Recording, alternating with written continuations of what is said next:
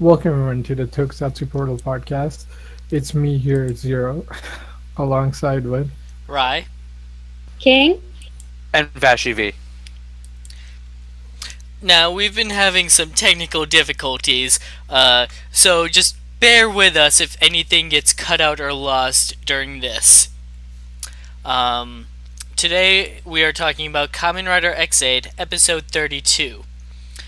We open up with Dan Masamune, Dan Kuroto's father and the original CEO of Gundam Corp prior to the start of the series, being released from prison. He's been proven innocent of the crime his son framed him for, which was the initial spread of the Bugster virus like 5 or 6 years ago. Now, the last three Bugsters in Kamen Rider Chronicle are Amagasaki, or Lovelica, Graphite, and Parado. If they are defeated, the final boss will appear, but they are not willing to let that happen. They are ready to defeat the Riders. This is a really good intro, setting up some stuff we're going to see early on. What do you guys think? Oh my gosh. Okay. This intro is just insane. Yes, it has some humor with Dan, which I think is much needed, but it gives us some levity. It gives us a little tiny bit of plot-driven device with the proto gas shots. And I really just think this was a great opening for what was to come. Just, oh, dear freaking Lord, that was amazing. It was one of those scenes where, looking back on it, it makes other things seem very, very obvious. But at the time, it was just one of those things of awesome, cool. And it was a perfect setup and a perfect introduction to this episode.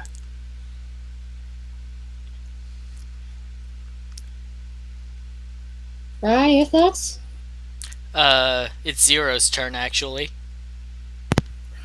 Yeah, it was a pretty good intro. I mean, the first thing, like, I think everybody kind of called it in that, when did the first time we saw Dance that, in the Christmas episode. And, yeah, just like, me and Josh, and I guess, like, pretty much everybody, called, like, yeah, that character seemed way too interesting looking to just be like a one-shot bad guy, so like he shows up again. But yeah, it's mostly just set up for what's gonna happen throughout this arc, I guess. Let's continue. At CR, Hero wants to know where Dan's proto-gashettes are, as they are needed to revive people who have vanished. Excuse me. Dan explains that they were confiscated by the Ministry of Health back when they tried to arrest him. This is a very short scene here. Does anyone have anything they want to say about it? I'm good here. It was cute to see Dan and Poppy inside the room fighting over Dan staying on his side of it. I love how they literally have a sheet down the middle. Yes! Like little kids floating in the room. But speaking of Dan, real quick before we get too far into it, I was talking with King prior to the podcast, and we were trying to figure out if his initials now had any meaning outside of just, Dan Kuroto. And the Japanese version of his name is Shin Dan Kuroto, which would be the initials SDK. Which, I don't know if they thought of this, but it actually does kind of fit and make sense. SDK is a software development kit that is or dev kit, which is typically a set of software development tools that allows for the creation of applications for certain software packages, software framework, hardware platform, computer systems, video game consoles. Again, not certain how relevant this is, but it's still hilarious. It fits. It fits. His name is literally the developmental kit for creating video games. Vashi cracked the code, everybody. Yay! Well, technically, it's not just for games. It's just a standard library. That's what SDKs are. So, like, if you want to make Android, you have to get Android's SDK. If you want to iOS development, you have to get like Apple's SDK. Stuff like that. So it's just standard libraries, but it's freaking brilliant if they thought about it. But then again, it's wordplay in English to get a Japanese thing. But they still use Less likely to happen, but yeah, Japanese still have to code in English, so it right. could work. So it would make sense. And this is Toei. They're known for doing off the wall shit like this. They are known for To put it incorporating mildly. English into their stuff as well. I mean, Oh yeah. well, that's mostly because, like, to the Japanese, like over here, Japanese sounds cool, but in Japan, like, English sounds cool, so they just randomly throw stuff like that in. You always want what you can't have. Yeah, I mean, let's see it top that freaking Game Boy reference with the, uh, you know what I'm talking about? What? Yes, the Joy Boy. No. Um, what happened is Emu had like a shirt with two numbers on it, and like one of his, I think it was like that kid. Yeah, I think it was the Christmas episode. That kid who didn't like Christmas or whatever, Oh yeah. like had two other numbers on his shirt, and if you put them both together, it's the year the Game Boy came out. Oh, that's cool. Oh yeah. Oh, Yeah, I saw that remember on Tumblr. It's pretty awesome. This series is known for slipping it in like that, and Toei's done it for Toei's done stuff like that for years with these. Granted, it's usually minor shit, but they've always done it. It's their It- version of Avenger Easter eggs. Yeah, it's the let's see how many people can catch on to this, is what I truly think it is, which is why I'm really hoping the SDK is a thing. If Toei happens to listen to this, please. Here's hoping. Alright, moving on. There's an emergency call, and the riders head out to the scene where all three remaining bugsters are waiting. Paradox is knocking some ride play around who is shaking in his boots. Graphite shows off his new form, more dragon-like. And everyone henshins. Brave takes on Lovelica, but can't turn him because his game is a dating sim and violence isn't effective. Snipe takes on Graphite, but Graphite is now level 99 himself, and Snipe's level 50 form can't compete. Ex-Aid takes on Paradox, but as we've seen before, Paradox is just better at the same level. When the bugster is going for the kill, the shaking ride player jumps in to stop them, but Paradox just knocks him aside. He's revealed to be Hero's father, the CR director. Holy shit, the CR director is a character on this show, I forgot about him. The riders grab him and retreat back to CR. Sorry. It's alright, go on. Oh my god. Well, you're not alone in thinking that the guy just up and vanished. But, I guess it would make sense that he's kind of shaking in his boots because, he's always been on the sidelines. Up until Poppy became a rider, we could argue she would do the same thing to a certain extent. Not really, during the Christmas special, she just jumped in and started singing and dancing. Yeah, but that's not fighting. And in fairness, we know how that episode ended. Exactly. That was irrelevant. I blame Poppy. I blame Poppy's involvement in that episode. If she wouldn't have done it, it wouldn't have happened. I Yeah. don't believe you. But I'm kind of glad that he actually reacted to his dad when he realized it was him. I like the bit where he's trying to hide with his tie. Don't know what that would have helped with, though. But, yeah, I thought it was a nice twist that it was his dad. And, of course, always seeing a good fight scene is, you always want that with Kamen Rider. I like the fact that they kept up with the them not being able to strike Leverka. and I will probably mangle that name this entire podcast. So deal with it.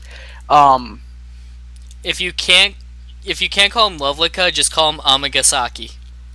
Those are yeah, your I may screw that. choices. Or you can call him dating sim. Yeah, I'll just call him dating sim because I've been having trouble with words.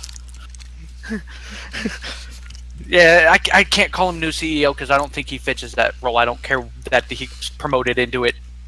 It's a bullshit role. um, but I like the fact that they kept that of you can't hurt him in terms of actual fighting because it's fitting, it makes sense, and it's not something that they just dropped for the sake of dropping it like that does tend to happen. I'm still trying to figure out. Disencouraging spousal abuse. Well, that's good, but yeah. When did Graphite reach level 99? When he revived, it's just a thing when he revived like 10 episodes ago, but hasn't done anything since. That's kind of my point. He's literally done nothing since. So it's like, did he literally get revived at level 99? Apparently. That's all we have to go off of. Better than the hand Salty got dealt with. He only got revived at level 10. Man, fuck Salty. It was kidding. 10 and 40. He revived at 40. He did? Yeah, before he was killed the last time.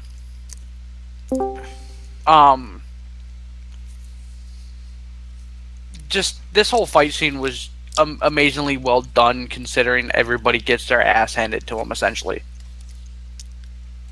And then the fact that the writer player turns out to be the fucking director, and like Rye said, I forgot he fucking existed for a minute. Isn't it so easy?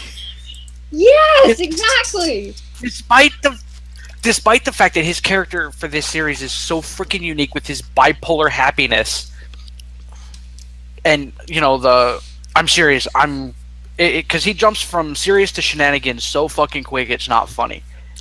He should be. You can flip on a dime. He should be a character that should be very easy to remember. But then you don't put him in a few episodes, and you forget that he's there, and then it's, oh shit, yeah, you do exist, don't you? I think other the last than that, he was on was 3 months. But other than that, just like the way he fought, and him being terrified as a writer player, made sense. It made fitting because this is not for him in any way. There's a reason he's doing it, which gets revealed soon. So it's like it all makes sense. And then Hiro's reaction of it's one of concern, but at the same time, it seems like he's looking at his dad, going, "You've got to fucking be kidding me." Why? It's what the fuck are you doing? Well, I mean, it does explain 1 or 2 things, like why he's been gone all this time. He's been trying to fight. Not well, but he's been trying. Just makes me wonder who he's been fighting all this. How many bad guys he's run into that none of the writers have come to help him with.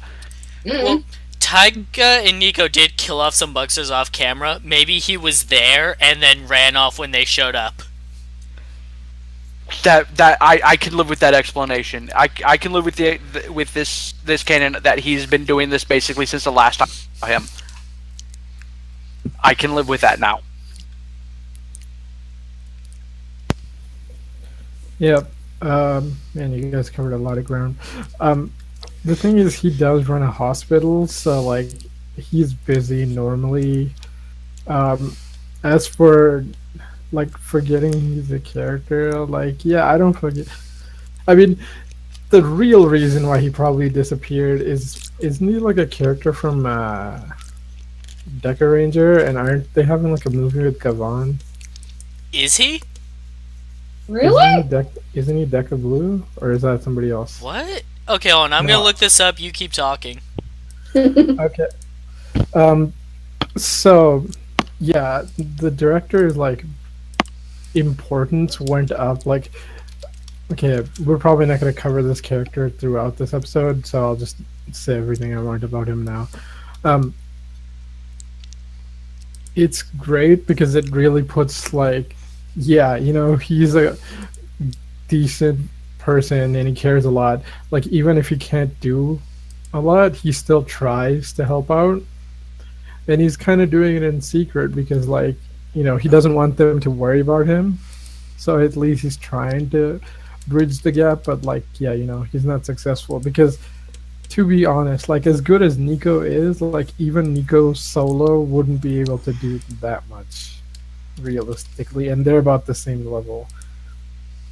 Um, but like this episode really raised up his character for me because like, he's willing to fight, and then like as he acts throughout the episode, like you can see hints of his personality that Hero took up, or like he's a slightly more mature version of Hero, so that's pretty well done throughout this episode. But yeah, he's an interesting character. I mean, like the thing is, because they made him a plot point or relevant character this episode, maybe he's gonna have a bigger role going forward. But it could also be like last episode was freaking like the episode about moms and shit, and this one's about like dads, so that's why he showed up. But I hope it means that he's getting more stuff to do because like around this time in Drive, like their commander had a lot more. I mean, like started having bigger character arcs. So maybe they're kind of going with the similar thing, like he's gonna show up more and more. Here's hoping.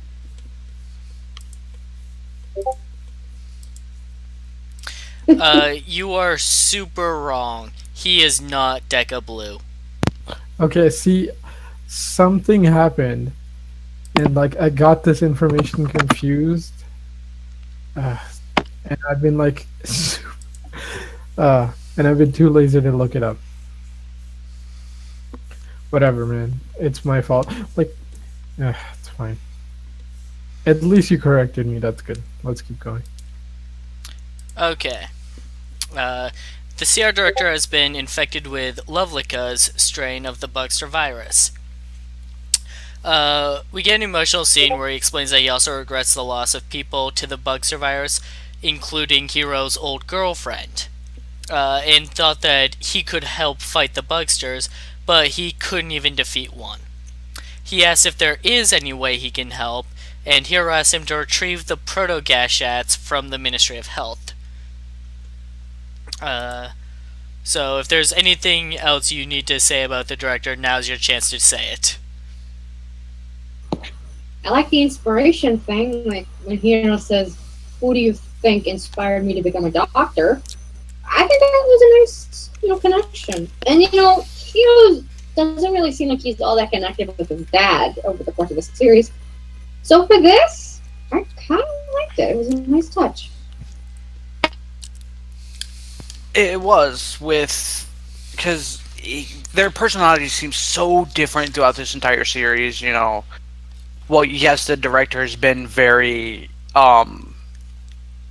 serious through some of it. He's mostly clowned around the entire series because we really haven't had a chance to see him outside of the CR, save for one or two scenes. But he was just sitting there talking with Hero. So, in an official capacity, we've really not seen that from him.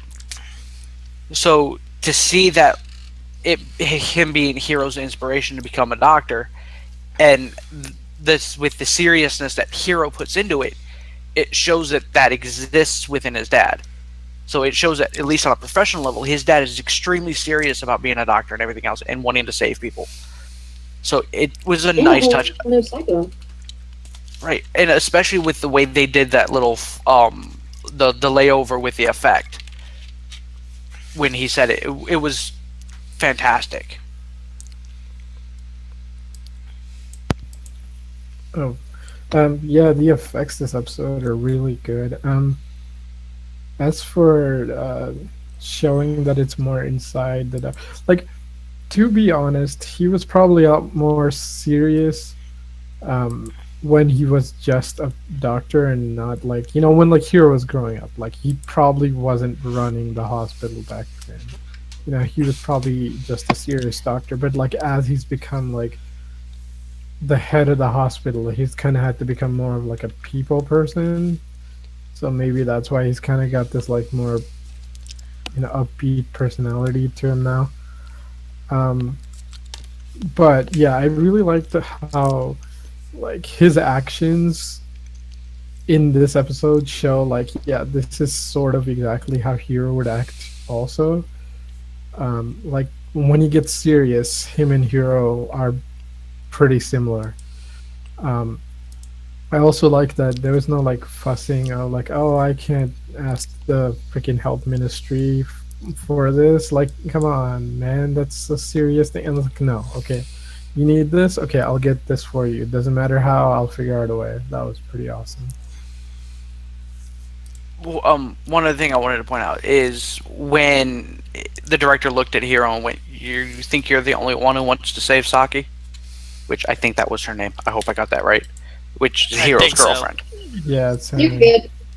It just the way that Hiro kind of he was phased by, but at the same time he kind of wasn't. It was that flash of I should have expected this, rather than oh no, really. It shows a depth to Hiro's character that through a lot of the series we didn't get a lot of outside of this the scenes that actually involved his girlfriend and whatnot. And because while he's had some excellent character growth in terms of the depth of his emotions and him showing that he cares about people, he's still very closed off as a character, which for his character makes excellent sense. So it's like to have that small little flash of a peek that he understands why his dad did what he did.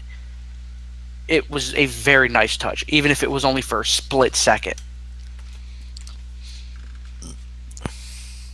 yeah, that was a great moment, especially even for the director because he's like, it shows that like he's willing to fight to save patients, not just Saki. Like he's not doing this because like he wants to bring back his son's girlfriend or whatever. He wants to save like all the people who died because like he's been running CR for like 5 years, right? Like hundreds of people have died at this point.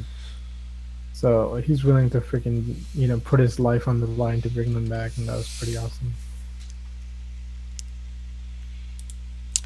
Alright, moving on. At Genom Corp, Masamune has returned to his office after 5 years.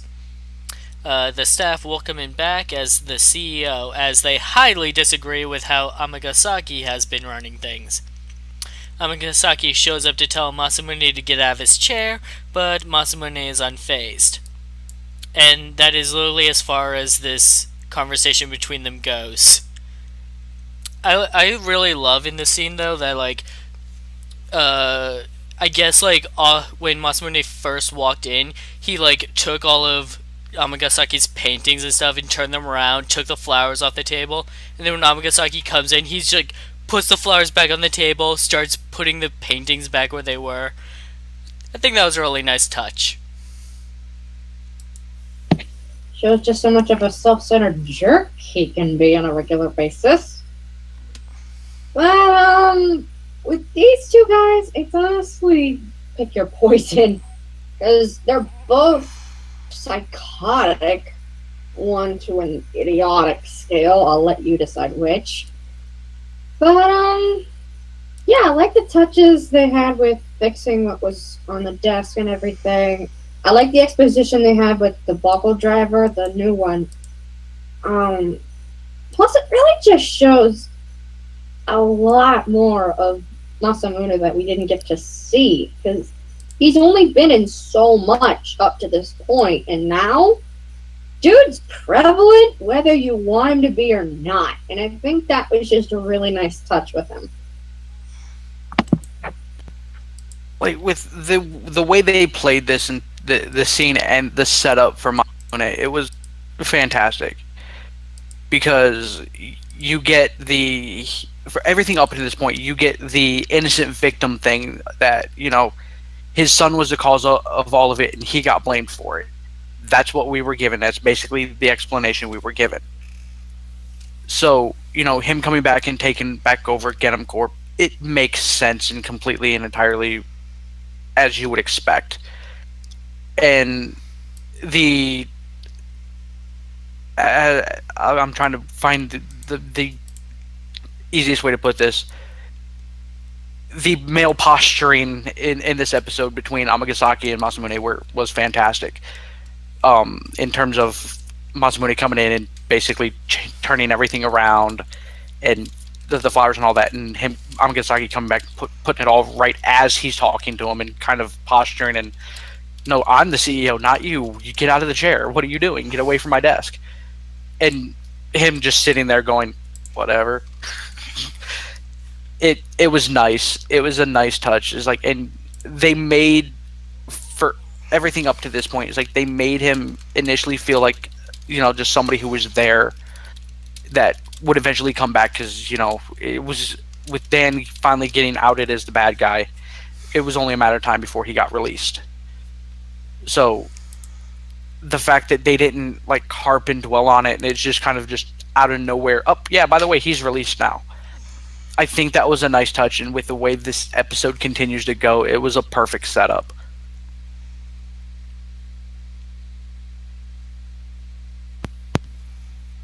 Yeah, that scene was really fun. It's kind of a really good showcase of their character, like you guys were saying. Um, the interesting thing is, I thought what was gonna happen is like when Amagasaki says like, "Oh, it's the Buggle Driver Mark II. Only bugsters can use it." I was like, okay. So I thought what they were gonna do is like form some kind of weird like alliance type thing, where like Amagasaki and Masamune were gonna like work together to take down like Dan and Peridot and all these assholes. Um, but that didn't happen. It would have been interesting though. Um, hmm. I mean, it sort of would have been like a little bit like O's, except backwards, where like, yeah, it'd basically be like Ankh and Edgy, but slightly different. Um, but I guess that's not how it's gonna go, because like Masamune is like a psycho, or at least maybe he wasn't originally, but like, years in jail, and now he's just become super hardlined. So he's not tolerating anything. Okay. Right. Yeah, he's not tolerating anybody's bullshit. It's kind of it's kind of interesting to see like as we were saying in that Christmas episode, is like, just because Dan is an asshole, like doesn't mean his dad's innocent, and that's what it proved. Like either like his father was like a psycho to begin with, and that kind of explains how Dan turned out that way, or like, he's just become like that because of years in prison. So that's an interesting case.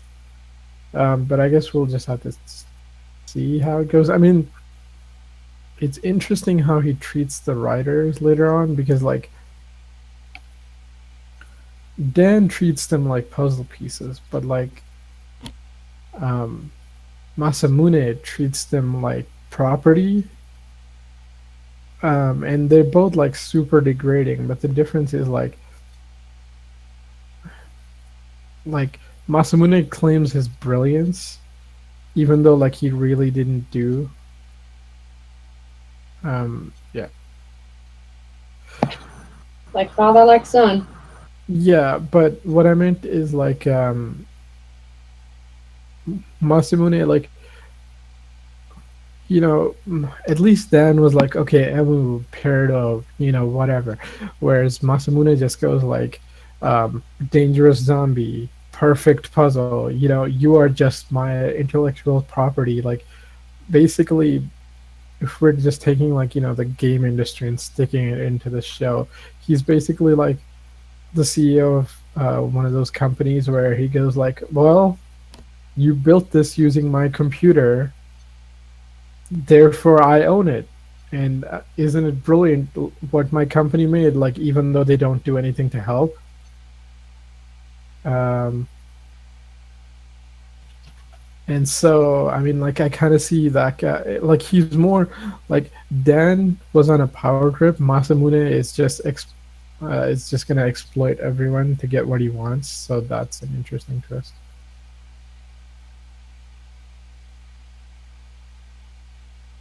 All right. Um, Rai had to step off for a minute, so I'm going to pick up where he left off. At CR, the writers discuss actually working together to take out the remaining bugsters, to include Dan's help. They ask Dan what the final boss is like, and he describes the boss, named Gamdus, as a god that cannot be beaten. In theory, the power of Kamen Rider Kronos could beat him, but for one to become Kronos, they would need to develop a perfect antibody against every strain of bugster. Despite this, Emu insists that they work together to defeat the current three bugsters. Um.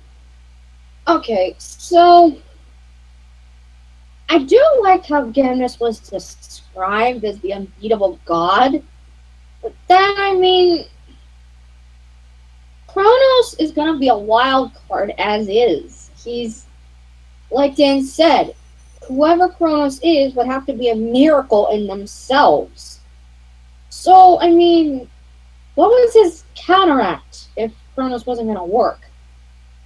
I'm not saying that it didn't, obviously, but I don't know. But I do like the fact that they're willing to come to terms with each other and team up.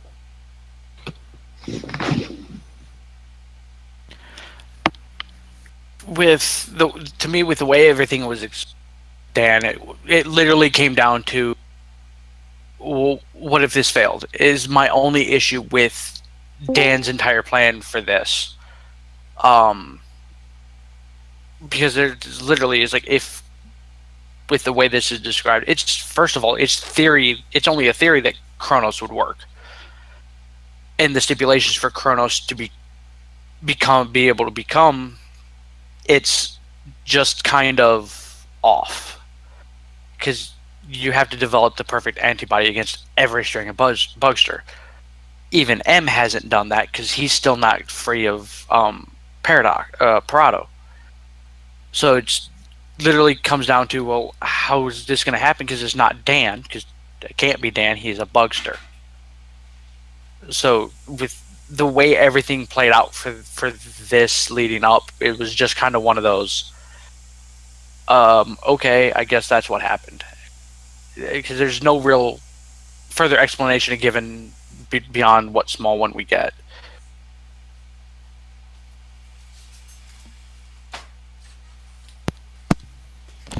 Um, for yeah, it's a weird thing, but the thing is like, originally probably when Dan made it, he didn't think he was gonna die. The other thing is like, to actually require Kamen Rider Kronos would require all the bugsters to get defeated, in which case like that would take a long time, or at least that's what he probably thought. At which time, like if Emu beat them all, he would have gotten, eventually had to take out Peridot and gotten his immunity up. So like technically it was possible. Um, the interesting thing is like Game Diaz, because Game God, um, as the final boss is okay. Yeah, is interesting because like that's a thing that's stronger than all the bugsters put together, and the only way to beat it is basically to cheat, because that's what Kamen Rider Kronos does, is cheats.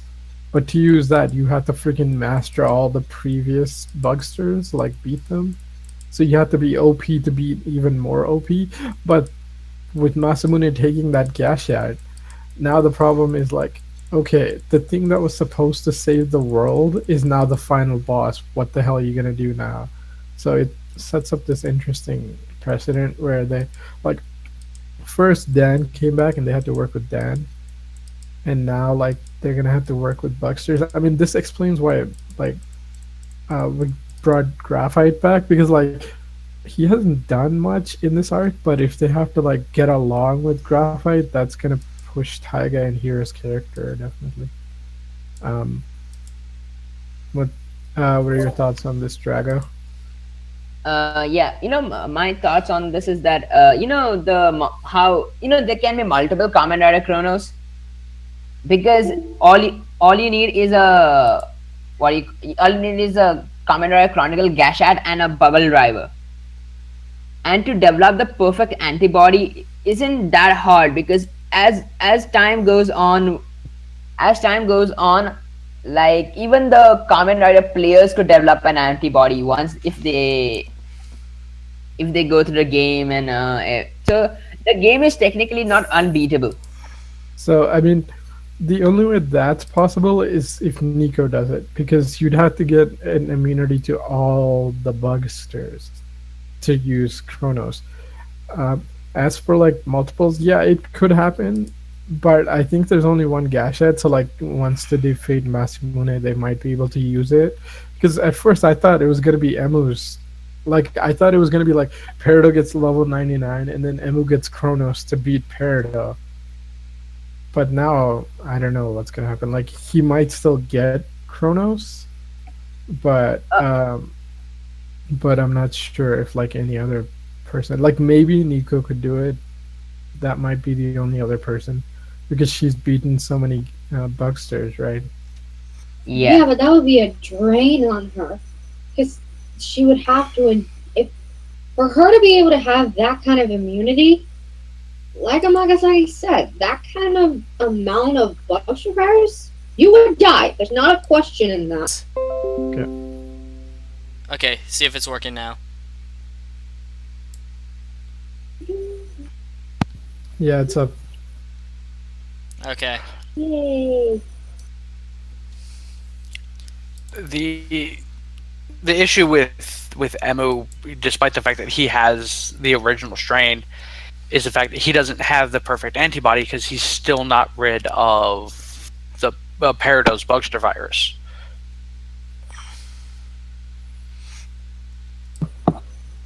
Yeah, exactly. So neither of them.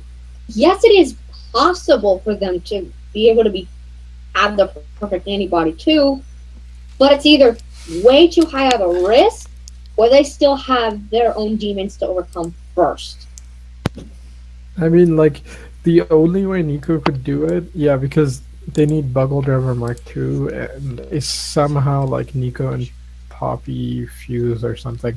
Um, because that kind of like she can barely stand like standard Bugster virus.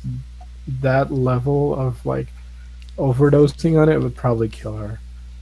I mean, like Emu can barely stand it, and he has like 10% Bugster virus, and that's way more than any other player. You know. Okay, so you. Sorry, go on, Okay, yeah. Draxo. Okay, you know what? I was also thinking that you said that Chimera Chronos is technically cheated. It isn't, because the thing is that it's if it's in the game rules, and if that's the thing that's required to beat the final boss, like your weapon, then that wouldn't be technically cheating, because No, he's no. not use. I mean, it's fine because that's how the game is designed. But like, okay, freaking mighty, maximum is basically a game genie, and this is like, what, frame hacking, or the Mega Man pause trick. Yeah, he's basically the fourth wall.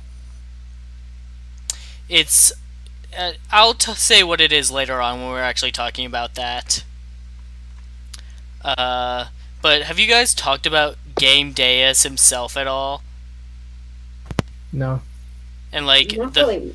the fact that Dan made an unkillable final boss, like he's programmed as a Souls game or something. Kind of speaks for itself.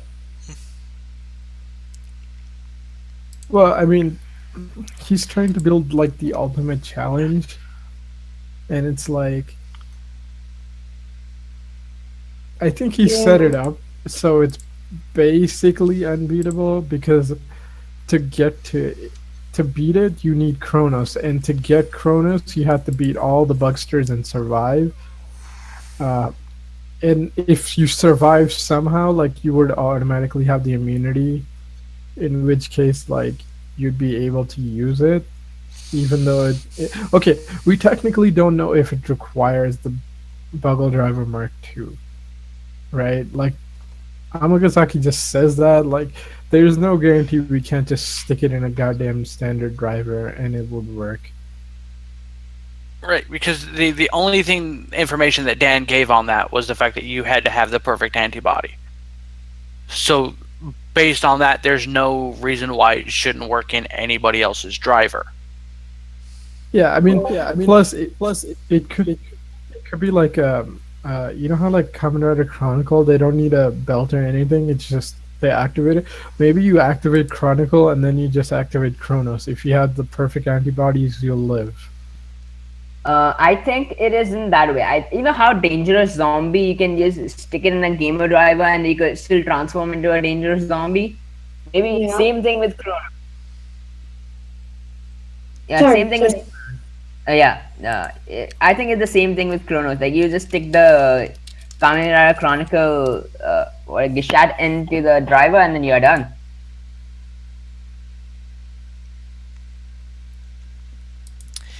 Okay, moving on from that though. Next, we get a montage of everyone getting ready for a final battle with the intro theme playing in the background. And it is one of the best moments in the series so far.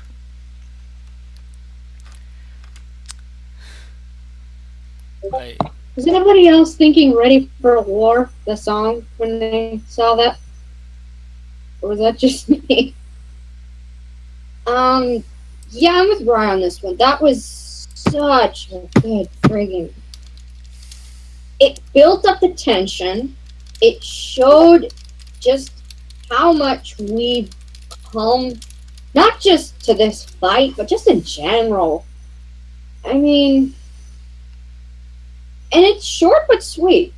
You don't always have to have like long setup moments, like a full damn episode for one fight. It's okay to just have like 5 seconds with each character, and you see that they know they're going into war and they're going in guns blazing. And I think that was in this. That was a really cool transition. Like it really was with the way that all this went. Um, just I loved that the way they all did their little one-liners and thing that their little henshin lines and whatnot. And just like that pan over was great because this literally seems like final battle kind of setup for that fight. Like end of series final battle of we have the whole team together against the last set of bugsters, and it's just like let's go to war. It's like that's literally what it seemed like, and just the way they flashed everything through it was just fantastic.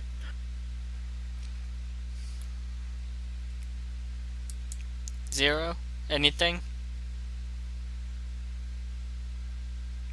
Um, Uh, I was gonna okay, whatever. Um, yeah, it was a great montage. Like this episode's a little over the top, but I kind of like it being over the top because it's so like dramatic, it's staged, and I'm like, yeah, normally this would be cheesy, but like, you know what? The stakes are high enough that this looks awesome, so I'm cool with it. That was actually, yeah, it felt pretty much like holy shit. This like the second to last episode is gonna be one hell of a throwdown, but it's like episode 32. If it was like if you give this to a guy who doesn't know Rider well, and then what the if you give it to a guy who doesn't know Rider well and he is watching it like live on TV television, and he doesn't know the amount of episodes that are there in a Rider show, then you then that guy could seriously, he could think that that would be a last episode if he didn't watch the previews. That's how well it Yep. was structured. I know. I mean, it would have lined up perfectly with the end of Flash because weirdly, like the Ex-Aid episodes theming and stuff are lining up with Flash like really well. Um, Even though like Flash is being definitely being more disappointing than Ex-Aid. Yeah, like here's the thing: if we go down like the series, like I don't know, man. Like it for the last couple ones, this is basically exactly like the setup for like this, before the final fight. Like Drives, like final setup before its throwdown was like this. Not wizard, but like, wizard had to kind of drag a couple of like they added a couple extra episodes because Gaim wasn't ready yet. Um, but most writer like especially since like double, like the second to last episode sort of goes down like this, so that was interesting. um Man, it was badass when they all like when they all show up and they're like walking down a line. I'm like, did we like suddenly cut to like a spaghetti western or something? Like that was pretty awesome. Tumbleweed of a Gashet rolls by. I just wish I could do the whistle. It was gonna be Bergamon. And I like that we got a shot of Nico showing concern for Taiga before they head out. And throwing the doctor's jacket at him. That was so sweet. We also get a little bit of backstory that like Nico is doing this to help Taiga from 5 years ago. Because So he failed to kill Graphite back then. yeah, it's either that or Nico's gonna show up in episode 0. Maybe. But it really has shown how much he's grown as a character. And even on that, Taiga as well, it was like, because I think if this would have happened earlier in the series, just drop the code. But the fact that he took it, he didn't just look at it and throw it like away, like, what are you doing? I'm not a doctor anymore. It showed growth for both Nico and for Taiga. Exactly.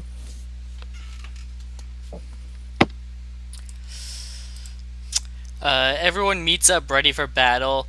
Poppy and Nico stay off to the side, planning to jump in to finish off Lovelica once he's vulnerable. Everyone says a pre-battle sentence and henshins. Noteworthy, Dan henshins with Dangerous Zombie using his gamer driver instead of a Buggle driver. You guys already talked a little bit about this scene here, but anything to add to their like mass henshin? Holy sweet criminally freaking Jesus! That was just... You could cut the tension with a knife, and that's a good thing, because this was absolutely sick! And I love that! But that's all I got. And remember, if anybody's going to cut the tension, it'll be Hero. There's nothing he can't cut. Good point. For me, aside from the whole henshin thing with this scene, I think the best thing, I don't know if it happened exactly at this moment or not, when Poppy and Nico are off to the side and Nico does her little explanation of Taiga. She kind of flashes into Taiga through the CG and all that. It just it reaffirms the fact of how well she knows Taiga, because her mannerisms are perfect for it because of that flash. And it was just fantastic. It was nice to see the Dangerous Zombie henshin again. I've missed that suit actor so much. I've missed those movements. They are so freaking unique and just excellently well done. But yeah, the whole pre-battle and the henshin for that is just fantastic. It, the only thing I miss is the fact that there's one writer not there. Damn it! Oh, I'm sad now. Because it's one of those things like you don't really notice it until you're like thinking about it after the fact. I was actually thinking about it. Like, the last time we had 4 Hero Riders henshin together was like episode 9. Yeah, and it's like, Oh my oh God. shit. And then you're sitting going, oh shit, I forgot Dan kicked my heart in the dick. Okay, Okay, technically there's 6 riders. wait. Hang on, real quick. On the Nico thing you mentioned earlier, I don't know if I'm the only one who thought this, but did anyone else think she looked like Happy from Fairy Tale? Just I haven't anyone seen else Hair. on that? I have not seen Fairy Tale. She Never looked mind. like happy. She did kind of look like happy when she. Hey, I'm not Just- alone. No, I watch a lot of anime too, so. I mean, I used to. I've been watching very little anime lately. Um, yeah. The Okay, this was like a great henshin and a great fight. The only problem I had is like they do like their speech thing before they henshin, then they henshin, and then they henshin and say their catchphrase again. I'm like, holy shit, man! Tone back the fucking like the damn catchphrases. Like this is an intense moment. Like okay, if you did one, it would have been fine, but they did like 2 different like catchphrases, and it's like it's just eating up time. I mean, whatever. Um, the only other thing that's a little annoying, yeah, that Nico turning into like Taiga, that was freaking awesome. Um, no, he hasn't shown up yet. Okay, yeah, otherwise pretty good stuff. Yep, pretty much. Um, oh god, what was I gonna say? All right, I love that. Like when they're talking to like their rivals before they henshin, Dan talks to Parado, but he just ignores him and talks to Emu instead. Yeah, that great love triangle there. All right. The riders work together to keep the bugsters busy, specifically leaving Lovelika's grunts vulnerable for Ex-Aid to reprogram and finish them off. Turns out they were Lovelika's source of power, making him vulnerable to normal attacks without them. So after Brave knocks him around a bit, Poppy and Nico get ready to jump in, but they don't get to henshin before the fight is interrupted. But before we talk about what interrupts the fight, let's talk about the fight for a bit. Hey Toei, you got some Sentai in my Rider series. What? No. Oh my gosh. Oh my god, that fight was just so insane. I'm happy the Love Lika Bugster got what was coming to him, because that dude had to go. I'm just glad they figured out a way to do it. Whether or not whatever happened next happened. And yeah, they all had good fights separately. And Dan had to use another life, which, what is it now, 96, I think? I think 97. I don't know, I haven't been counting. One of those No, two. it's either 96 or 95. Oh, It's 96. Oh, yeah. Oh, thank you. But yeah, I mean, it was a lot of fun. Like it was nice seeing them all kind of work together just so that Emo could take out the grunts. Because throughout this series, there really hasn't been much in the way of teamwork like this, especially within the whole group. Because throughout the entire thing, somebody's always had a problem with somebody else. or if not a problem, somebody's always felt, oh well, I have to do this on my own, which obviously there was none of that issue with this entire fight, and it was just it was a really short fight for what I was expecting because of what happens next. But yeah, it was very well done, and yeah, it seemed more like a Sentai fight rather than a Rider fight, but it was really well executed. And when I say Sentai, I mean anything other than Uchu Sentai, because that's just been a bag of ass for me in terms of their fights. Well, have we had any Sentai with 4 people? Wait, Jock. Until they had a big one, yeah, they were only 4. But Alba Ranger. I was just about to say uh, that. right, so technically, if they so this could actually, if you just had made this had dropped this in another Sentai series, like any like if the Ex-Aid would have been Sentai series, it would have worked. With a pink ranger as the leader. Okay, that would be nice. But at Time least, Ranger? yeah, Didn't she technically lead? she did.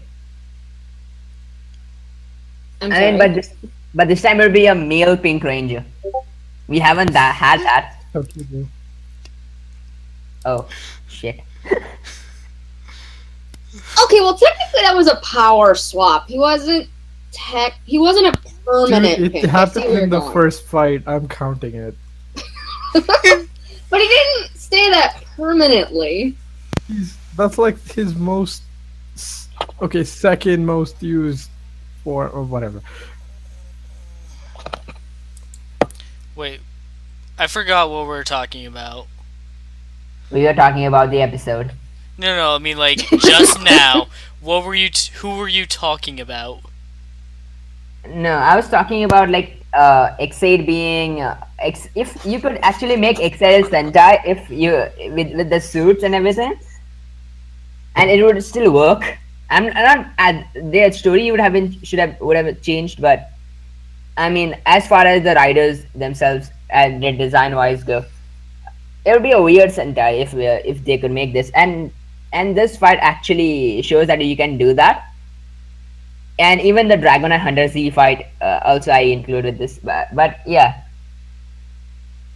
this is one of the most coolest things we have had in Ride in the past 10 years, at least. That because we have never had like 4 riders at the same time henshining in the past 10 years that we have had rider. I mean, they did it in Blade and where there are multiple riders there, but not anywhere else.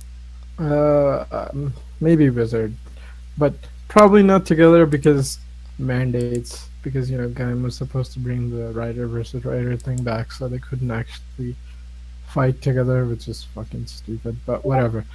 Um, yeah, Rider continues to prove its best Sentai. Um, like seriously, man, Hibiki and Kabuto and I was gonna say Kiva, but not Kiva. Um, only certain parts of Kiva. Um, but like Wizard, if they fucking let them use their second, like third tier riders, it would have basically looked like this because it was pretty much set up to look like this. Well, by the end anyway. But yeah, that was a pretty good fight. As for like 4 riders, okay, like Dan's an asshole, so I don't count him as a hero. He's just necessary. But technically, if we count him, then we gotta count like Poppy and Nico because they would have henshin. So this would have been like a 6-rider fight, and that would have been awesome. But that also kind of puts into this like weird perspective. It was like, okay, they didn't get to henshin, but they had like this awesome backstory if they could henshin because like Poppy was gonna be Nico's backup and Nico's super necessary because they actually realized like yeah, to actually beat this game we're gonna have to turn like the Bugsters into Gashats. Um, and they target Lavrika because like he's the most annoying one to fight. Because like after he's gone, you can just team up on the other ones separately and figure out a way, right? But him, you have to be so specific. Um, so good to target him. Yeah, but then like yeah, again with Poppy and Nico, it's one of those weird things where it's like, uh, okay, right? Either the stream is frozen or your visualizer is frozen. Hold on a second.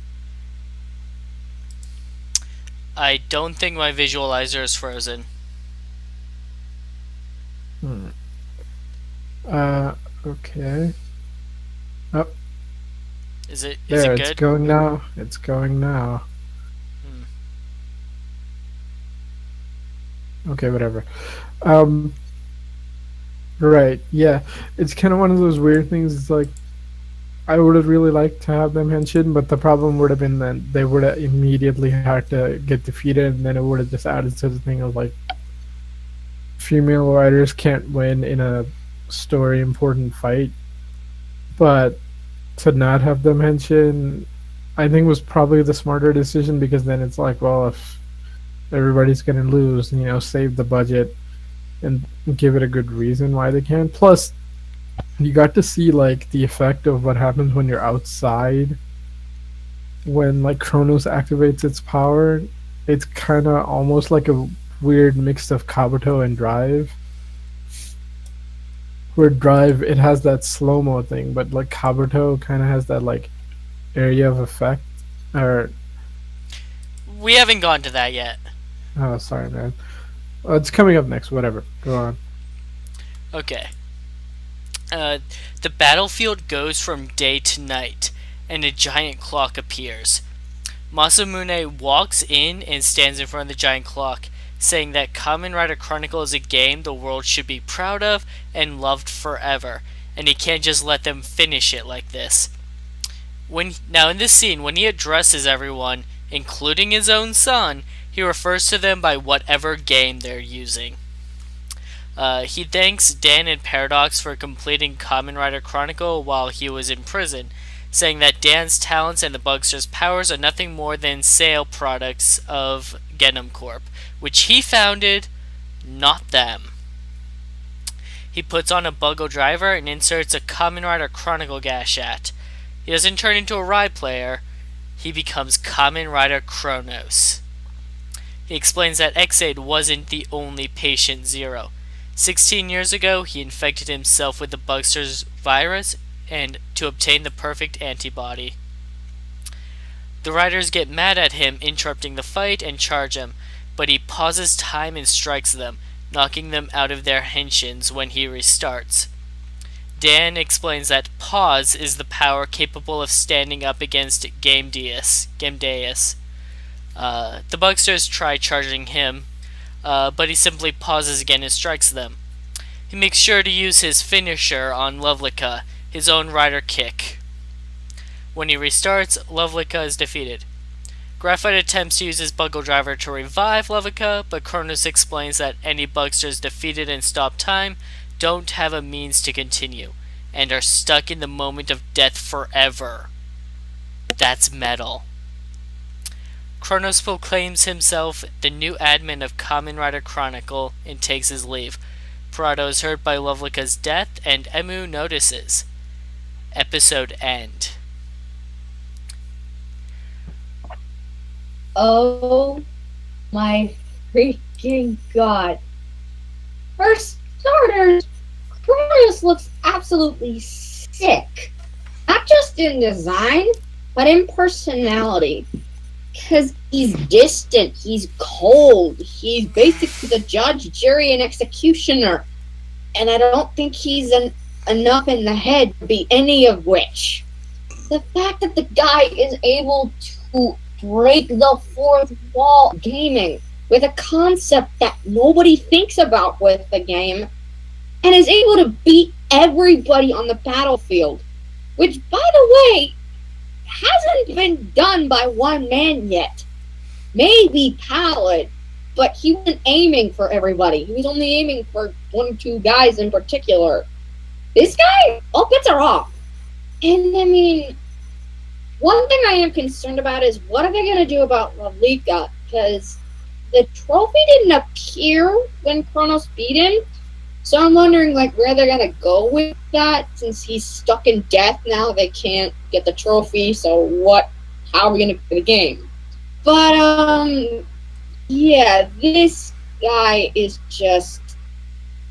Well, the apple doesn't fall far from the tree apparently, and now we know where Dan gets it from. Yeah, Dan got his crazy pants from his father. But just the fucking four. Vashi, you're cutting out. Sorry, but is that better? Yes. Okay. But the fucking foresight that this man has is phenomenal and insane to an ex machina level. At least as of the explanations we've been given up to this point. Knowing nothing of Dan's ultimate plan with any of this, he injected himself with the Bugster virus because of reasons. There was literally at the time no reason to do it whatsoever. Beyond the fact of, I wonder what this does. Which means he's a little fucking touched in the head. But it ended up being fortuitous for him because of everything that Dan did and created with Kamen Rider Chronicle. But like I said, it's like, okay, yeah, a little touched in the head is kind of an understatement. But because there was no reason for it, nothing whatsoever, no cause to go, you know what, I might want to put this computer virus in my body. We get why Dan did it. It makes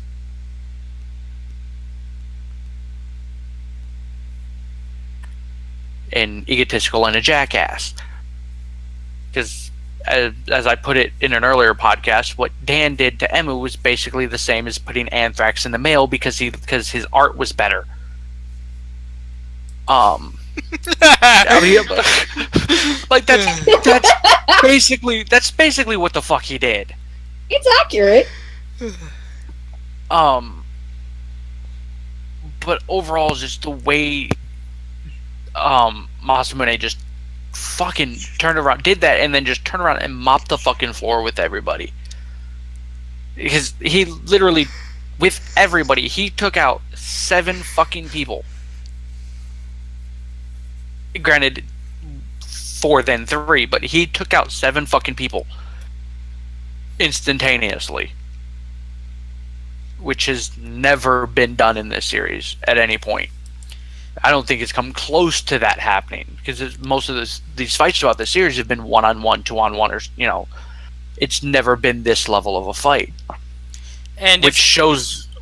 Go on. It shows the level that Kronos is at, despite the fact that he's a cheating fuckhead in terms of in terms of using the pause button, but we have the whole main character uses a game genie, so that one's not really a valid argument. Well, technically, it wasn't designed to fight them. It was designed to fight Game DS. And the thing is, like, that thing is stronger than all 13 Bugsters put together, so, like, these guys are nothing. And if those of you listening to this are wondering, why did Kronos take out Lovelica? It's because Lovelica was the one challenging him to be the CEO of Genom Corp. He didn't need that in his way. And personally, I'm glad he was gone. He was starting to seem a little rapey. Thank you! What do you mean starting? Oh no, see, he was getting more rapey, rather, I should say. It's like, because he started feeling really rapey when he kidnapped Poppy.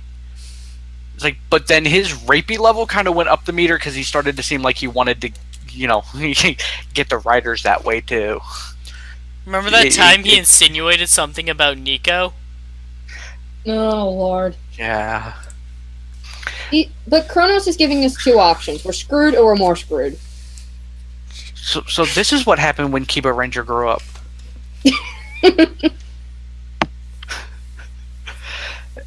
Yeah, bad joke. At least somebody No, laughed. no, it was pretty decent. But I mean, overall, it's like this whole fucking set from everything from like the introduction to the way Masamune talked, basically down to everybody, to the slow clock in the background, and everything else. That entire scene was just awe-inspiring to me because to me this, like we'd mentioned before, this really seemed like final episode, setup shit of, well, yes, with this series we do have apparently somebody worse than Kronos on its way, as far as we know, because that's the information But because that's what yeah, we've been given, is that there's Gadmus. It may well end up being that Kronos is the actual final yeah. boss. I mean, like technically, Cronus is built to beat that thing, so like, you can say they're like even. Uh, but Cronus has like fucking time stopping powers. I think Game DS is just overpowered, so like that's a whole different type of thing. But Right. basically, you know what it is? It's like you Coast, right? Yeah, I've seen Ghost. Okay, you know how like at the end of Coast when he absorbs like all the gun misers and he has like all their abilities. Basically, imagine I'm thinking it's like imagine that versus Kronos. I think Kronos is still a little overpowered. Like, but for me, it's like this really seems like the final boss reveal for the series, because you get this does happen a lot with, granted, primarily with Sentai that I've seen, where the final boss shows up and then just goes, you know what, fuck everybody. I don't give, because it's happened a few times where like it's usually because of a level of incompetence with the other bad guys, but the main boss gets revealed with this long, arduous setup, which is what this scene really seemed like. And then the boss just goes, you know what? I'm fed up with all your asses. Which is exactly what Kronos did. Kronos is fed up with everybody's shit.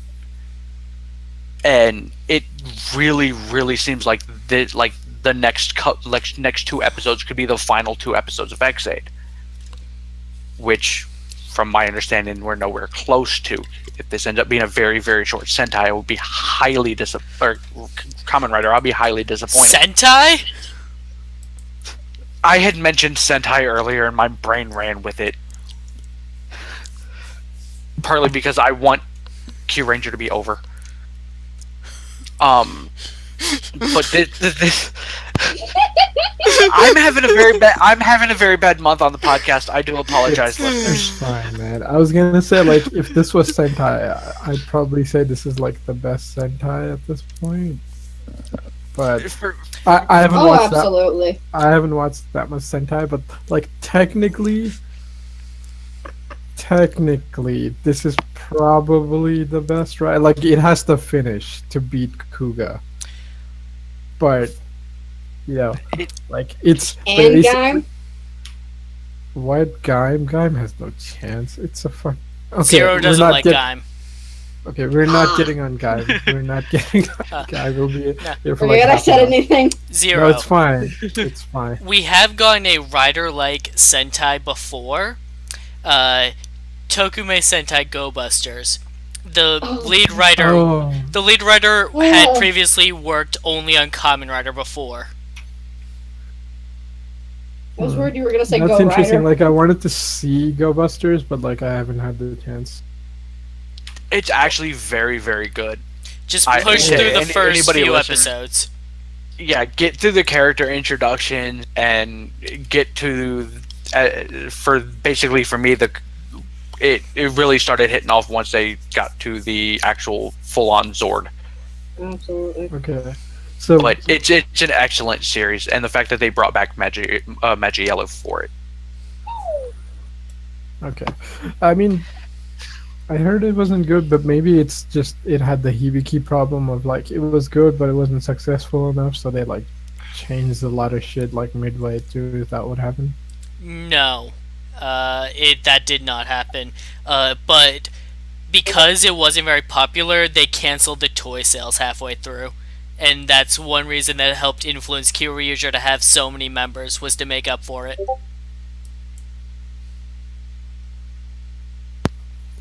Okay. In Ex-Aid, this episode, technically, Kronos can now beat Hyper Kabuto. Well, Hyper Kabuto can go back in time. I was He actually can do going to that. make this point earlier that Kamen Rider Kronos' power to pause time is basically Hyper Kabuto's Hyper Clock Up Yeah, except it Uh, doesn't have a time limit. yeah, and also the fact that that no, we've seen. if we just pause the game and then kill Hyper Kabuto, he'll be stuck in death forever. Okay, we're talking about Tendo Soji using Hyper Kabuto. Uh, Alright? Like, the levels of OP bullshit are not enough to compute I that level think of insanity. you see, we're talking about two powers that are effectively the same power. I feel like Kabuto could find a way to move in Kronos' pause time. Yeah, it wasn't that the whole point of Godspeed Love is he figured out a way to beat Hyper Clock Up? Yeah, I don't remember how he did it. I just remember that he did it. Yeah, the thing is, like, he didn't have it. Freaking, the gold one with the rose. Yeah, the gold Whatever. guy. Right, the villain of Godspeed Love had it, and then Kabuto still kicked his ass. So like, yeah, technically Kronos is the better like operating system, I guess. It's a lot. I mean, it's got two buttons as opposed to three, so like, yeah, technically it should win. But like, the thing with like Tendo is he figures out a way to win. Um, and that's sort of consistent. Is like he's just really good at fighting. Well, he has beaten Time Stop before. There was one worm who could do it. Yeah, I mean, all right. Basically, like the highest. It's kind of weird because lately we were just getting like, oh, here's the final form. It does everything, sort of shit. So like, if we discount Ghost because who knows what the fuck Ghost's final form does, right? Who knows? It just does everything and nothing. Um, it's so vague, and then like in Heisei Generations, it gets another form even stronger than that because like this is a thing that Toei does now. We get like the ultimate form in the show, and then like when it comes back, we give them a yellow or gold, even more ultimate form. I mean, at least Coast's one looks good as opposed to Wizard's one, where it's like they took like freaking Infinity Dragon, which was this really nice ass suit, and made this like hideous gold monstrosity. And I was like, why would you do that? Oh man. But oh man, Hasten Generations is freaking great though. Um, as for like who could beat it, like okay, like Wizard, it's basically like who's the highest tier of rider. Like it's Wizard, Kabuto, and O's, because like doesn't O's have like the like time canceling form or something? No? Yeah. No, he can travel at the speed of light. What? Is that Yeah, the in, one that's in like Super the inverted colors of his base form? What the Yeah, fuck are you talking about? Yeah, it's Uh, his it It only like, runs fast enough, it fits. Yeah, he does run fast. And I mean, as Super Tatoba, he can run that fast. In the movie war with Force, they had done that. yeah, that's what I was thinking of, because like in movie wars they tend to give them like even more ultimate form, and that's Oza's one. Oh, okay. Um, I didn't watch that movie War. Yeah, I think like technically Kabuto's faster because he can go back in time, but then it's like Kabuto Wait, versus no, I Wizard. did. I still don't remember this. It's a CGI fight on a shuttle. Okay, it's not important. Um, right. So it's basically like Wizard versus like Hyper Kabuto versus Kronos at this point. I mean, like technically you could put fucking Coast in there, but like I don't want to. All right, it his powers are too vague. He just wins because whatever. And Fuck it, let's okay, throw Fize's Excel form dude, in there. no, it no because we can't because then you'd have to use actual Excel, and the reason I'm not using those is because they have time limits, whereas these forms don't. Um, like Wizard's form has like a weird speed boost in it too, so it could maybe catch up. But even if it doesn't, Wizard has a time ring, right? So like technically, time travel can't affect him. Like you can't put him in another dimension; he can just pour it out like a decade. Like I mean, like Wizard just wins because of variety, and then if you physical like okay speed force versus speed force thing like it's just Kabuto and him and like I still think Kabuto would figure out a way. Dude, Kabuto fought a guy that told him, "Hey, you can't use your hyper form because that's cheating." And so Kabuto just summoned a magic sword out of the sky. I know, right? Oh, Hypersector, like the sword. It's so dumb. So, you know what the worst part is? Like, the power up forms in Kabuto are the worst forms in that show. Every other suit looks great. Like the standard ones. Like, not the armored ones are okay, but who cares? We barely see those. But like the standard, all the rider standard suits are great, and like Kabuto gets his powered up thing, it's fucking hideous. His chest opens up and he's got like, I don't know, dials on it. Yeah, see the thing is like they do the 3 gem thing on like Kiva Emperor form, and it looks much better. Kiva looks like an emperor. Yeah. It's the point. Like, that's what I'm saying. Is like, they made it look really good. Which is a good thing, because Kiva abuses his final form more than any other rider. It's mostly, well, there's 2 reasons for that. One, the base Kiva suit is the heaviest rider suit. Oh, is it? So, Is that yeah, metal they couldn't jacket use- actually metal? Probably. Like the hope leg not. piece is, the leg piece and the chains are definitely metal, or Oh. at least the chains on it are. And then, and the other thing is like technically, the Kiva form is like a proto form. Like Emperor form is like his full power actually awakens, so that's what he's supposed to look like. Well, you could argue the same about Kuga, but Kuga didn't abuse his final form. Kuga had like 8 forms, alright? 10, 9 or something. Because the thing is, no, yeah, 4, 4, 8, 9, 10, 11 forms. And if you count Rising Ultimate, 12. The thing is, Well, I don't count Rising Ultimate because it only appeared in Decade. No, it appeared in Wizard too. I mean, it was Godai who you using it. Oh, I didn't see Wizard. No. it's in the crossover thing. Um,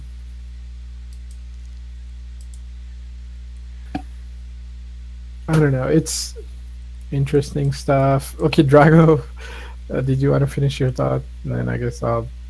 Yeah, figure out what I did want to do that, and also Gaim is Jesus, so he can beat Kronos, hands down. Yeah, so is Coast. All right, that's the right. Like he's beyond god level power. He has like basically reality bending shit. Okay, no, Forza has that too. but- Yeah. But like To be Coast fair, he's basically. got the cosmos on his side. Yeah, basically, like, yeah, you have Gaim who is like a god, and like Forza who is reality bending shit, and like, and Ghost's ultimate form is I make it so because I said so, basically. And So Kuga who can destroy the world. kind of, yeah. Like the thing is, like with Kuga, you have to infer with these 3 idiots, like they're so OP. It's just Yeah. nonsense. At least like when Kiva fucking like kicked the moon back into orbit in his movie, that was OP. But at least it made sense because they had to do it in a weird powered up way. And like when Kabuto, like freaking Rider kicked a meteor back in time and shit.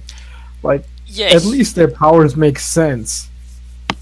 But the newer like final rider forms like Gaim, Coast, none of them make sense. Forze, it's just like I have the most ultimate thing. Why did you lose? Oh, new rider. He has Well, Forza's shit was that he could just teleport into space, and he was an astronaut. in his final form. Yeah, his final form let him teleport into space. That's it. Well, it Uh, also gave him like a really strong galaxy sword. right. Okay, we're like Forza way was the weird, fuck. okay? That's way underpowered for like a final form. That's nothing. That's like Jo- that is standard wizard like base form you ability. want to talk underpowered? Fies. His final form Um, gives him a jetpack and a gun. It looks Yes. cool. okay, that No, it that doesn't. No, it doesn't. It looks okay that final form's rider kick can take down a stadium. Okay, so it's pretty awesome. Kuga's final form can destroy the world. Nothing Okay, can be more awesome than that. well technically Kabuto because travel back in time, that kind of energy would blow up anything. Agito's final form is the power of infinite evolution. I think Theoretically, Kabuto. theoretically, if he ever came across someone stronger than him, he could get stronger. Yeah, but the Same thing is, as like, Ghost. you have to evolve fast enough. But that's the thing. Like, the speed riders have that bullshit thing of. That's why, like, all final forms have a speed component now. It's so, like, you can't say, "Oh, we'll lose to the Kabuto riders." It's because no, we have a speed component. Um, just for this excuse, it's like, yeah, technically Agito could evolve the. Kuga is crazy strong. Wizard has like insane abilities. Kabuto has like crazy speed powers.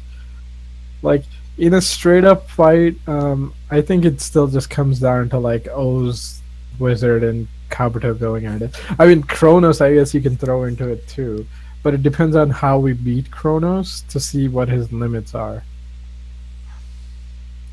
Um, I'm pretty sure they're gonna use a Game Shark to beat Kronos.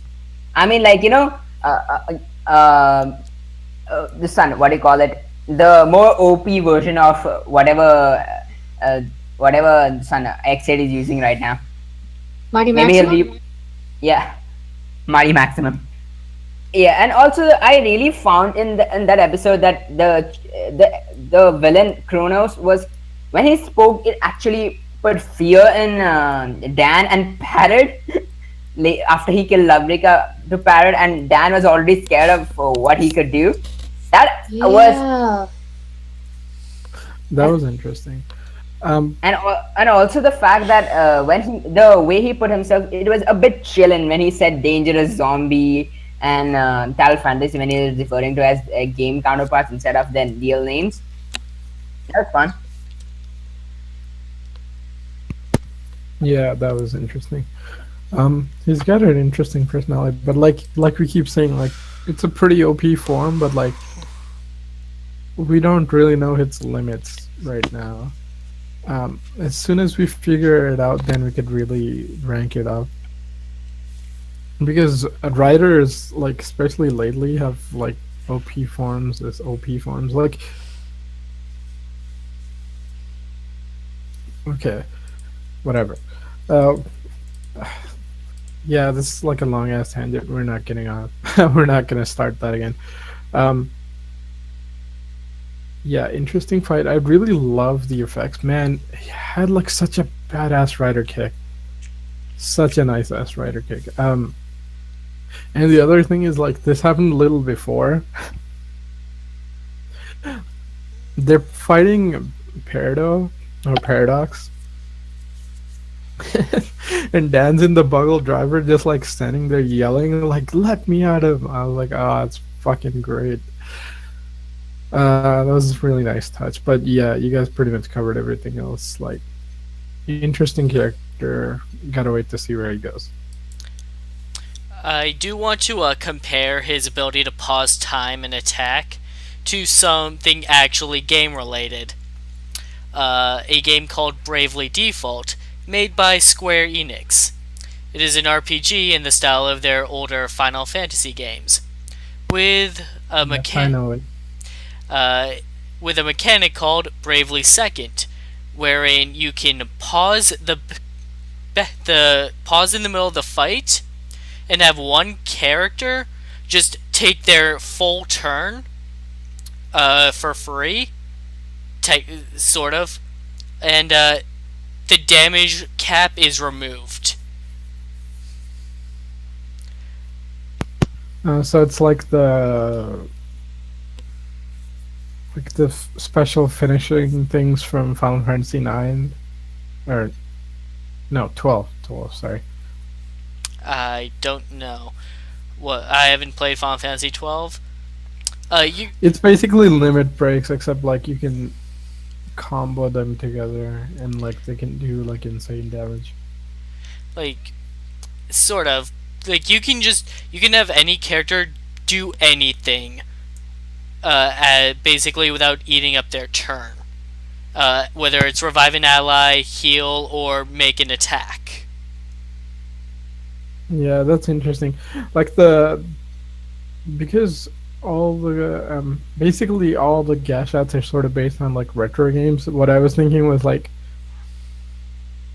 you know, that hack in like the the way to beat like bosses in some of the older Mega Man games is to use the pause trick. So I just thought of that. Hmm. You know what I'm talking about? No, I suck at Mega Yeah, Man. I mean, I haven't really played it, but like I know there's a trick where it's like you shoot at the enemy and then like you pause and unpause and they'll just count up the damage. Oh, Yeah, like as it's hitting him. Because like Like every Smash time. Bros? No, no, no. I mean, well, maybe they made a callback in Smash Bros, but like in Mega Man, one of the older ones, it's Ew. like they didn't fix that mechanic, so that's one of the ways to like beat a certain boss, or maybe just to beat boss, whatever. It's like a game flaw in one of the older ones. yeah, I see what you're saying. Uh, any other final thoughts before we sign off? I'm good. Honestly, just the way this episode feels, it feels like the series should end like in 2 episodes. Right? So I'm really, really, really looking forward to seeing where this show goes from here. I'm hoping they keep the level of tension, as close to where it is now for the rest of the rest of the series, because I think that would be perfect for it. That way, you don't lose any of the stress of what's going on, of the seriousness of where everything sits. But yeah, I'm really, really looking forward to seeing where this season goes from here. Well, with okay, sorry.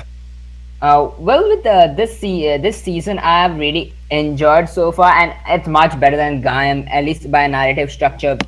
Gaim had a lot of issues that I don't want to get into. I mean, I don't hate Gaim, but it isn't as good as people tell it out to be. Uh, but yeah, Ex-Aid has been one of the best rider series so far. I At least personally, it might actually take my number one spot because of this episode. I think it depends on how they end the series. It can just tank at the end. You never know. But I give the writers more credit for that. So it actually now is my number one rider series currently. Because this episode was amazing. I now you have to wait and see where this series goes. Yeah, it's gonna be interesting seeing where it goes. Like, I have to wait to see how this ends. But as so far, the series has basically done like what Coast and uh, Gaim did, but doing it better with like we have arcs, and they pretty much feel like finales, but the show keeps going on like much better than what those shows did. Um, as for like how it's gonna continue, like the only thing I can see is like we get somebody like in the final arc, it's probably gonna be the health ministry, or at least that's what I want it to be because like how long are we just gonna sit around like fighting like Bucksters and like gamer thing because like we pretty much hit the peak at this point, right? Like uh either the Bucksters become good or they're all gonna die. And like I don't see anybody becoming like higher than Kronos from Genom Corp anyway. I mean like Game DS might show up, but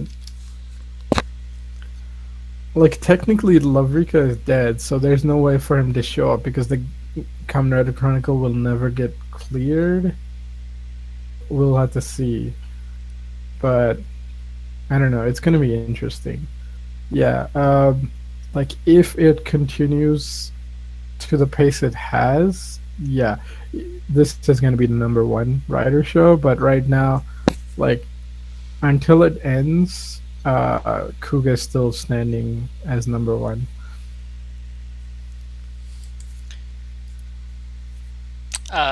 I feel similarly in that I'm gonna have to rework my top 10 list to account for Ex-Aid.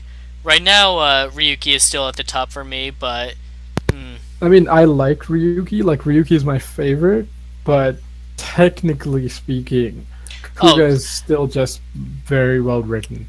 yeah, like Ryuki is my favorite one, but it's not the best one. Yeah, like Kuga is way more internally consistent. Like it's insanely well technically written. Um, that's why, like, I don't enjoy it as much as like Ryuki or Faiz, but it's too well written for me to like push it off the number one spot. Like unless you can beat that technical brilliance, like you can't take the number one spot in my mind. And like X8's done a pretty good job of its level scaling. I mean like its power scaling and stuff, or now especially. If it keeps going, then yeah, then it could beat it. Well, the power scaling got the one thing that breaks power scaling is level X and level 0, and now he combined them both. Yeah, yeah, yeah. I mean, They're I just mean they zombies have level X. yeah. What I meant is like it's fine because like as long as they don't what I mean more like it's not inconsistent like as much as I like Wizard, one of its problems is like it runs into the standard rider trope of like, oh, the bad guys just hit harder. So like your power up forms, they just do less damage now. It's like why?